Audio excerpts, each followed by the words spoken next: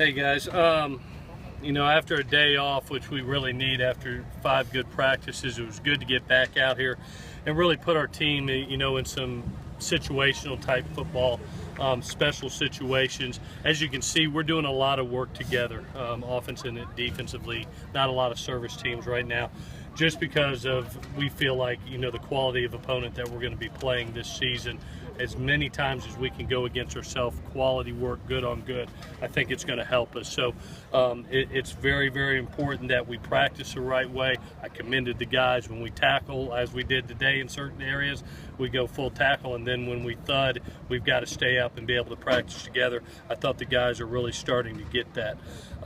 You know, the special situations, really, you know, I wanted to see primarily how some young kids would react and how our quarterbacks would react. We put our guys in some blitz situations. You saw a 2-minute situation out there to see how they would react. It was great to see our field goal kicker, you know, Maddie hit the end of the game field goal from about 45.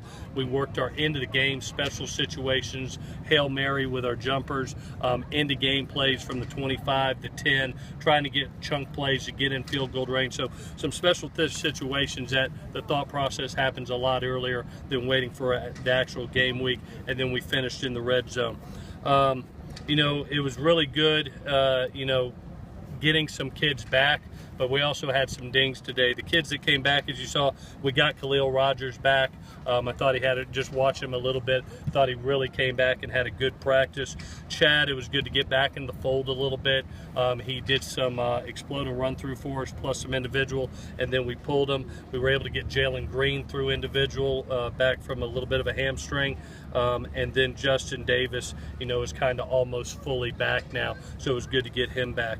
Suffered some bad news with Vi.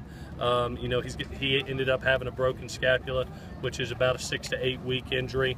So you're looking somewhere in the 2nd to 4th game. It does not require surgery. It's just one of those things that's going to have to heal. James Tolan just had a little bit of a abductor, which is groin, along with Chris Evanson. So 2 of our running backs had a little bit of a groin. Michael Brown, you didn't see kick today, our kicker, because of a quad. And then Marvell Tell had a little bit of a hamstring, so we went ahead and pulled him just for safety precautions. With that, I'll answer any questions that you have. Is there any update on Noah Jefferson? Yeah, you know, actually the MRI came back clean, which is great. So, you know, he's seeing a specialist right now to do a couple things to see if we can't get him back in the mix for hopefully the second half of training camp. He's continuing to strengthen his core, but it was great news to be able to get that MRI back and it be clean. Chua was also anything with Chua? Yeah, he tweaked a little bit of a toe, to the point where it was annoying him, so we went ahead and pulled him at the end. When do you guys hear back on grades? We're finishing. We just finished yesterday. I'm anticipating, don't hold me to it, but I'm anticipating everybody being good. I should be able to answer that question for you tomorrow, but I feel very, very confident where we're at now, and I'll go ahead and tell you all tomorrow. I just want to finalize everything with Magdy. Going mostly ones against ones, or going a lot ones against ones, is that something that you would do if this year wasn't so hard schedule-wise? I think in the early training camp, I think it's important, but this is something I think that we're going to have to do throughout the year, you know, because, you know, when you play in Alabama and a Notre Dame, a Utah State, and Pac-12 schedule, those are quality opponents. And I think, are we deeper to provide service teams? Yes, we will do that, and they'll be quality. But, you know, it helps when the man across from you may be as good as anybody that you play. You know, when Juju goes against Adoree', you know, that's a great matchup, and that may be the toughest matchup that they both are exposed to, or at least as equal as the entire season. So it's just a philosophy that we have. As many times as we can do it and stay safe, we will. What else can you do to prep for that schedule? You see the certain situations as far as what we're doing with tempo, I think is extremely important. So we're actually breaking up the period some. You see sometimes we're in a fastball tempo, which, you know, the majority of our games will be. Pac-12 is no huddle. And then you see a huddle tempo. You see the iron cross that we're making the officials go across, like a new personnel is coming in to slow the tempo down, because that's how it's going to be at Stanford.